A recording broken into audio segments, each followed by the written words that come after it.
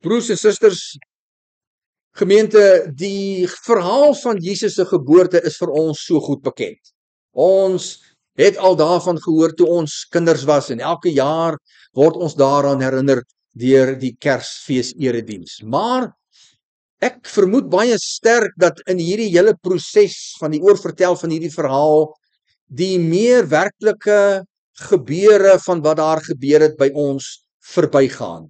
Want as ons gaan mooi let op wat gebeur het, wat duidelik vir ons word uit die Bybel, dan kom 'n mens agter dat die hele verhaal van Jesus was 'n besondere drama gewees, of 'n sage. Kom ons kyk bietjie nader van wat dit vir elkeen van daardie karakters, daardie persone wat betrokke was by Jesus se geboorte, wat dit van hulle geverg het en wat dit vir hulle beteken het. Ons begin by die hoofkarakters, Maria en Josef in die dorpie Nasaret. Nasaret is so wat 70 km van Bethlehem af. Die aankondiging aan Maria, groot blydskap, 'n besondere eer wat met haar gebeur het. Die seun van God gaan deur haar gebore word. En sy het dit natuurlik in baie groot opwinding en opgewondenheid aan haar verloofde Josef oorvertel. Maar daardie opwinding en blydskap het baie gou verdamp. Ek wou sê soos mis voor die son verdamp. Want toe word sy swanger. En toe naderhand kan almal sien Maria is swanger. En die bure se kinder. En die bure se kinder. En almal in Nasaret hoor van hierdie groot skande. Hierdie verloofde is swanger. Sy was ontrou aan Josef. Want wie op dese aarde, my broers en susters, sou nou in daardie dorpie geglo het in die wonderwerk van dat 'n baba gebore kan word in 'n maagd? Dit is tog heeltemal onmoontlik, dat dit nog nooit van tevore gebeur nie. Dit is tog net nie moontlik nie. Groot deel van daai 9 maande, my broers en susters, kan ek my voorstel, was Maria en Josef oorgelewer aan die kindertonge, die verwerping, die negatiewe reaksie van die mense in Nasaret. En dan kom ons by ou Josef uit. En die stryd, daai man het swaar gekry in daai 9 maande, broers en susters.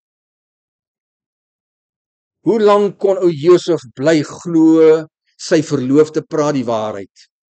Hoe was hy nie toegegooi onder die duiwelse aanvalle van agterdog? Met wie sy geslaap? Met wie was sy ontrou gewees? Dit kan mos nie moontlik wees dat so iets gebeur nie. Sy moes ontrou gewees het. So erg dat ou Josef het naderhand daai stryd verloor.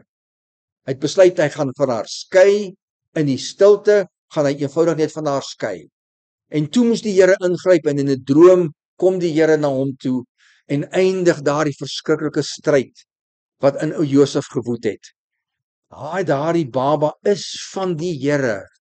En van daardie oomblik af was Josef vry, kon hy saam met haar staan. En dan was daar ander karakters betrokke, my broers en suster, wie se verhale vir ons net so 'n groot drama, 'n sage en ook 'n misterie was. Ons kom by keiser Augustus, 'n absolute heidense keiser, besluit uit die bloute, waarom weet niemand nie, want niks gebeur wat hom beweeg het.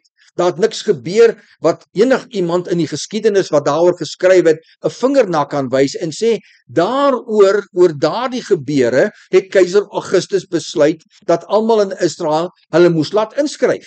Daar was net niks nie. Uit die bloute, uit die lug uit.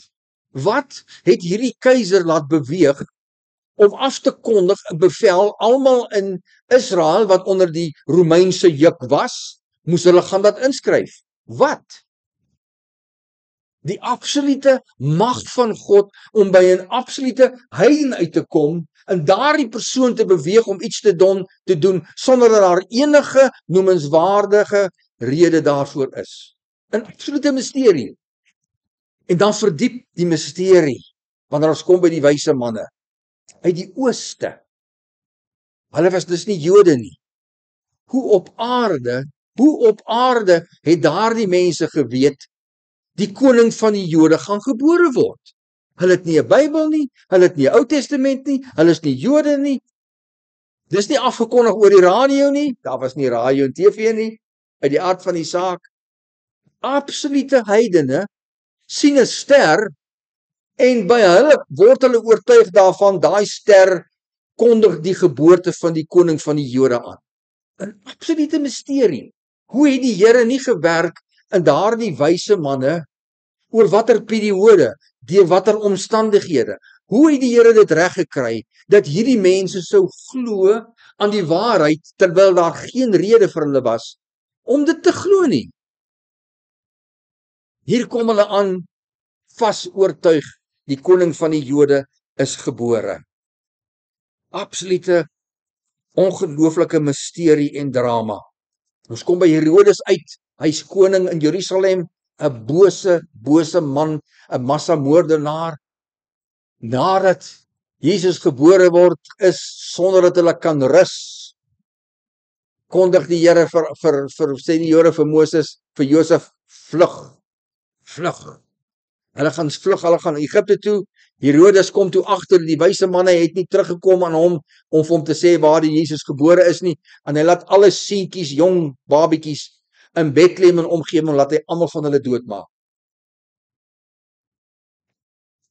Van die skaapwagters, hoe die Here besluit om mense wat totaal en al onbetrokke was, daardie een groep mense wat die Here kon gebruik om aan die res van die Bethlehem inwoners en daardeur vir die res van Israel aan te kondig, Jesus is gebore, as die skaapwagters. Hulle het nie 'n politieke agenda nie.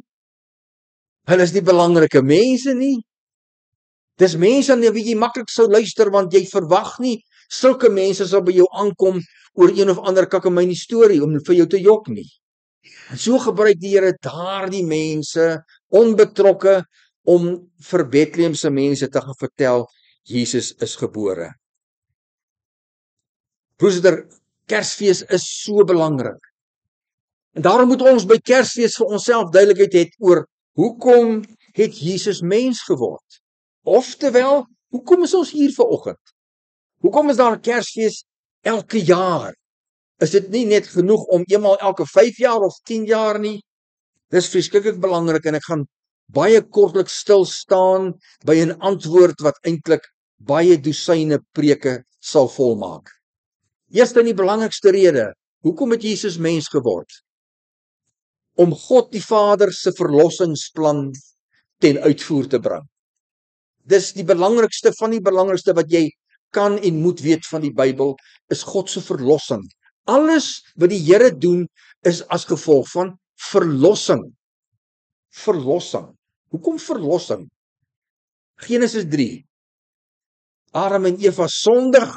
Elke dag het die Here by hulle uitgekom en by hulle gekuier. Hy het die mens gemaak om heeltyd by die mens te wees. Dis hoekom ons in die hemel heeltyd by God gaan wees. Ons is daarvoor gemaak, daarvoor bedoel. En daar kom sonde tussen Adam en Eva en die Here en hulle dryf hulle uit die tuin van Eden. Toe begin die Here met sy verlossingsplanne. Daar was 2 van hulle. Verlossing A, Ou Testament. Verlossing B, vanaf die Nuwe Testament. Verlossingsplan A, reëls en regulasies. Deur honderde jare bring die Here vir hom 'n volk tot stand. Hy lei hulle uit Egipteland uit. Hy gee vir hulle die wet en oor die 600 ander regulasies en oor sê die Here vir hulle: wees gehoorsaam aan hierdie regulasies, dan gaan jy in ons woord, in taal en ons woorde, dan gaan jy hemel toe. In hulle taal, dan sal daar elke jaar reën wees vir jou gesaaides. Jy sal kan kos hê, jou bome sal dra en jy sal veilig in jou beloofde land kan bly. Dis die verlossingsplan E. Dan kom ons by die Nuwe Testament met die naam van Paulus. En hy vertel vir ons, hy was so absoluut uit om gehoorsaam te wees aan die Here. Hy was perfek in die wet. Hy het al daai 615 regulasies nagekom. Totdat die Here op 'n dag by hom uitkom en vir hom wys, wat gaan in jou kop aan? Hoe lyk jou gedagtegang? En toe Paulus dit sien, en hy besef die sondige gedagtes wat hy altyd dink. En hy dog, ek is so 'n goeie Christen in ons woord, 'n goeie Christen, en hy sien die vullis in sy lewe. Toe sê hy, en hy vertel vir ons in die Bybel, al my werk om die wet na te kom is eintlik vullis, want kyk hoe vieslik is ek as 'n mens. En dis verlossingsplan B. Jesus, die finale verlossing van God. Uit genade, en so lei hierdie verlossingsplan, dis maklik om te verstaan, uit genade het die Here vir Jesus gestuur om vir ons te kom sterf. Daardeur het die Heilige Gees gekom, sodat God nie net by ons kan wees, soos in die Ou Testament se tyd nie, maar dat God in ons kan bly, deur die Heilige Gees. Die Bybel sê, skokkende woorde, as ons nie die Heilige Gees het nie, is ons nie kinders van God. Hoe kry ek die Heilige Gees? Die Bybel sê, vra net. In Lukas staan daar, net soos 'n pa vir 'n kind wat vir vis vra nie 'n slang sal gee nie, so gee die Here die Heilige Gees aan hulle wat hom vra. Vra net. En dis plan B. Hy kom blind binne in my, want binne in my begin die Here dan by daai laaste area van ons lewens waar reëls en regulasies nie kan uitkom nie, my gedagtes. Maak hy vir my skoner gedagtes. Gee hy vir my beter, opbouende, regte gedagtes. Help hy vir my in my emosionele lewe, my gemoed, hoe ek voel, hoe my omstandighede my laat voel, hoe ek gaan voel vanoggend 10 minute na ek uitgestap het, en vanaand en môre. Daardie gevoelslewe van ons is so baie eie aan ek, maar dit is ook so 'n diepe geheimenis. Al kan ek vir my man en vrou of kerel of wie ek al vertel hoe ek voel, kan hy of sy nog steeds nie weet regtig hoe voel ek nie. Daar is waar die Heilige Gees my kom verlos. Verlos waarvan? Verlos van baie dinge waaraan mense gewoond raak. Ons raak gewoond aan negatiewe goed. Ons raak gewoond aan goed in ons lewe, my broer, suster, wat my lewe tipeer, wat die Here nie aangewoond raak en nie wil aangewoond raak. Hy wil my kom verlos van 'n klomp dinge wat my lewe saboteer. My onderkry, my lewe negatief maak, wat ek nie wil hê nie. Dink maar aan ongeduld. Dink maar aan onvergewensgesindheid. Dink maar aan vrese. Al daardie dinge wat my lewenskwaliteit afbring en vir my 'n punt C in my lewenskwaliteit vir myself gee. Daardie verlossingsplan. Dis hoekom Jesus gekom het en dis hoekom vandag 'n dag van blydskap is. Nie omdat ek terugkyk nie, maar omdat ek vandag vorentoe kyk. Dis wat Kersfees so uniek maak. Ek sê, Here, baie dankie dat U vir my gegee het al hierdie rykdom. Nou kan ek, soos iemand wat môre vandag vir my 50 miljoen rand in my bankrekening betaal, jy gaan begin onttrek daar. Ja, jy gaan. Dit gaan jou gelukkig maak. Jy gaan koop wat jy nie kan bekostig nie, wat jy so graag wil hê. Dink net wat 50 miljoen aan die standaard van jou lewe op die oppervlakte gaan maak. Dis dieselfde wat ons met Kersfees vier, my broer en suster, 'n 50 miljoen rand se geestelike bankrekening. Ek moet net gaan begin onttrek. Hy sit daar. Al daai rykdom sit daar. Verlossingsplan. In die tweede punt het Jesus gekom, my broer en suster, om sy lewe vir ons op te offer. Dis die enigste mens wat ooit gebore is met die doel om te sterf. Hy het gekom, hy's gebore net eenvoudig om dood te gaan. Terwyl ons gebore word om te lewe en solank ons kan te lewe. Hy verseker vir ons daardeur volkome vergifnis van ons sonde. Derdens het Jesus gekom sodat ons 'n oorvloedige lewe kan hê. Ek moes dit ontdek. Na skool, my pa was 'n dominee, ek was in die kerk. Ek het die kerk oopgemaak, ek het die kerk skoongemaak, ek het die kerk toegemaak. Ek was sonnagoggend in die kerk, sonnaand aand in die kerk, dinsdag aand in die kerk, woensdag aand in die kerk en woensdagmiddag by die skool het kerk gehad. Ek was moeg vir kerk toe ek by matriek uitkom. Toe sê ek, bye bye. En vir 10 jaar, ek kan dit nie glo nie. Tussen my en julle, hoor. Vir 10 jaar lank het ek my voete nie in die kerk gesit nie. Dis baie lekker gewees in die begin. Dis asof daai breakfast run met 'n motorfiets op 'n Sondagoggend net ekstra lekker was. Ai tog. En toe het my lewe net al hoe suurder en suurder tot ek op 'n dag 10 jaar later, toe kon ek dit nie meer hou nie. Toe bid ek vir die eerste keer in 10 jaar. Ek was 15 jaar in Amerika en toe was ek daar.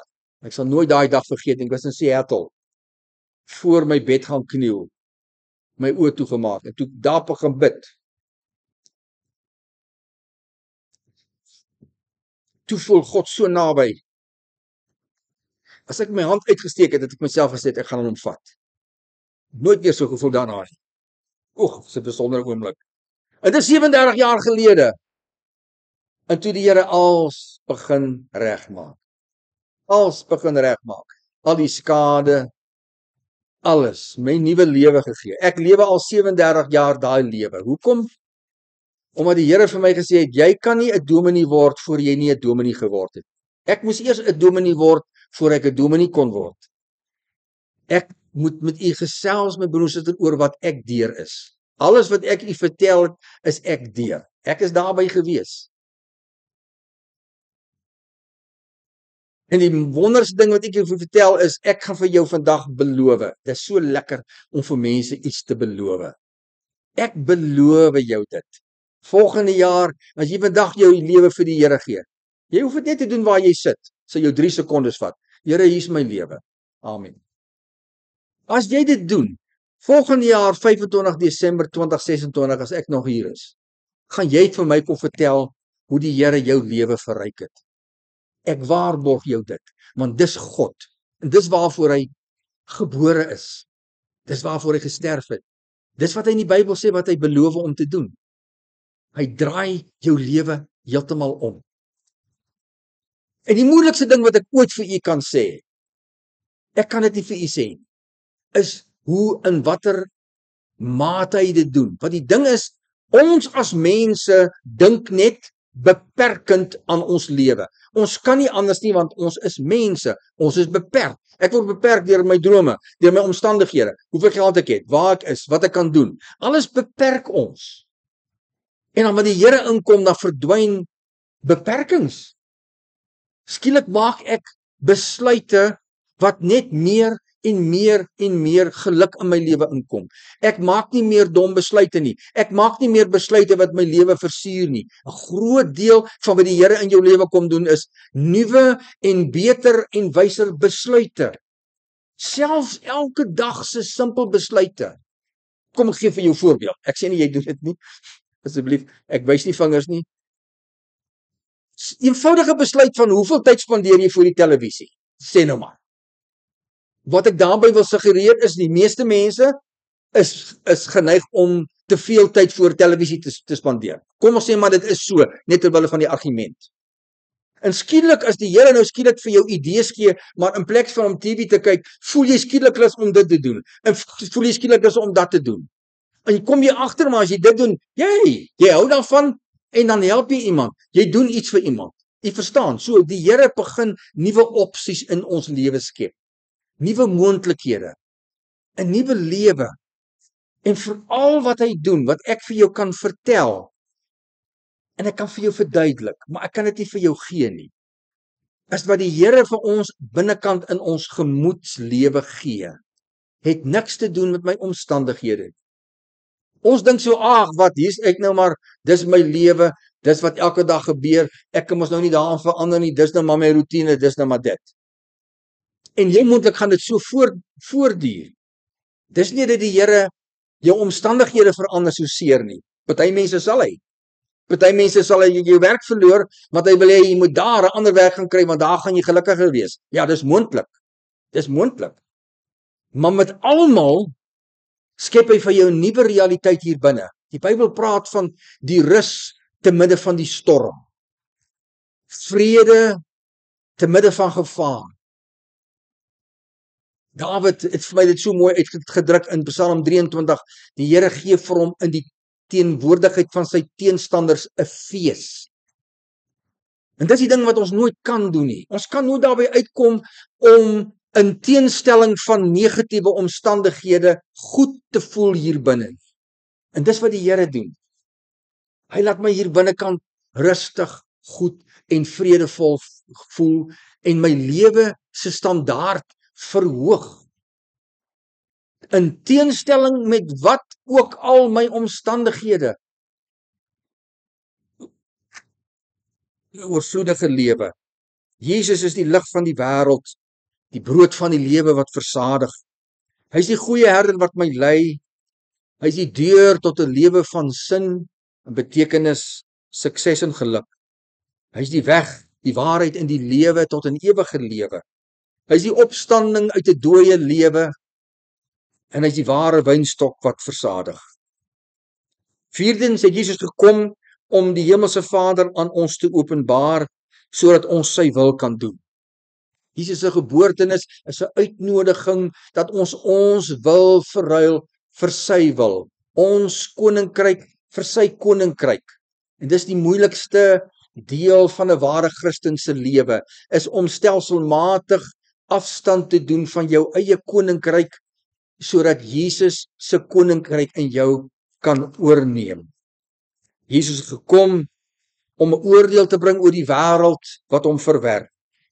Hy het gekom om as koning van die koninkryk van God aangestel te word. Jesus het gekom as koning. 'n Koning regeer oor 'n area. Jesus regeer oor alle Christene se lewe en ook die stam van Jakob het ons gelees. Met ander woorde, ware Israeliete regeer Jesus oor hulle lewe. Daarom is hy 'n gesalfde verlosser.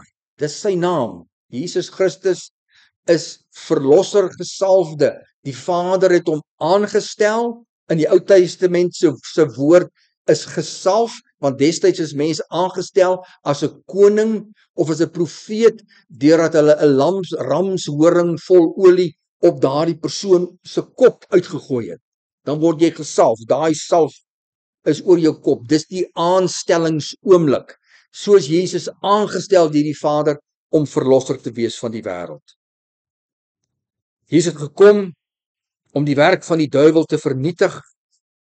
Wanneer die Here in my lewe is, broer, suster, dan is my versoekings, my sondige natuur en hoe dit geënergeer word deur die Bybel nooit weer in beheer van my lewe nie.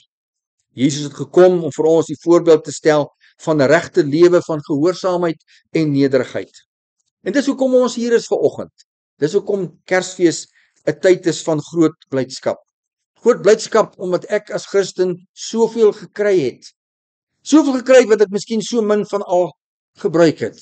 Maar dat ek kan hier uitstap vanoggend en vir myself herinner elke dag, daar's 50 miljoen rand in my geestelike bankrekening. En die Here nooi my elke dag uit. Vat en gebruik net soveel oral in jou lewe waar jy dit nodig het. Die Here is daar vir ons 50 miljoen rand se gewer met alles wat ons nodig het. Amen. Hemelse Vader, baie dankie Here, dat Kersfees nooit net 'n roetine is nie. Dis 'n dag wat ons weer onsself kan herinner aan die blydskap wat in ons is en vir ons is.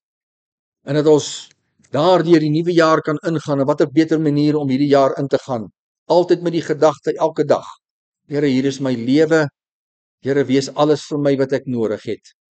Hy is daar, die 50 miljoen bankrekening wat vir ons net daar is om te onttrek en te onttrek. Altyd genade, altyd liefde, altyd beheer, altyd 'n lewensplan vir ons. Altyd iemand wat beter weet, wyser is as ek, beter besluite, wat vir my kan gee wat pille nie vir my kan gee nie. Daardie vrede wat so moeilik is in hierdie wêreld en tyd wat ons leef.